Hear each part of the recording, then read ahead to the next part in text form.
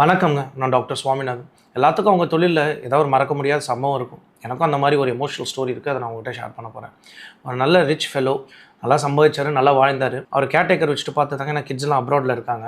வீட்டுக்கு போறோம் பார்க்க, கதவு வெளியிலேருந்து பூட்டியிருக்கு. சன்னு சொல்றாரு, நாங்க போவே இல்லன்னு. கேர்டேக்கருக்கு ஃபோன் பண்ணி வந்து கதவ திறந்து விடுறாரு. கதவ திறந்து பார்த்தா, பேஷண்ட் வந்து பயங்கர ஸ்டென்ச்.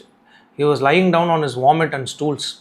சங்கடம் பார்க்காம போய் க்ளீன் பண்ணி விட்டுட்டு, அவர கொண்டு வந்து படுக்க வச்சு, அவர் சன்னுக்கு வந்து ஃபோட்டோ எடுத்து காட்டணும். அப்போ அவர் பண்ண மிகப்பெரிய ஒரு செயல் வந்து கையெடுத்து கும்பிட்டது. அன்றைக்கி ஃபீஸ் வாங்கவே தோணல.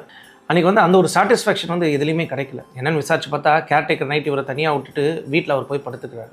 நான் என்றைக்குமே ஒன்று சொல்லுவேன், நம்ம பேரண்ட்ஸை பார்த்துக்கிற மாதிரி யாருனாலையும் பார்த்துக்க முடியாது. அவங்க ரொம்ப கஷ்டப்பட்டுருக்காங்க. அவங்களோட அப்பா அம்மாக்கள் அவங்கள வளர்க்க ரொம்ப கஷ்டப்பட்டுருக்காங்க.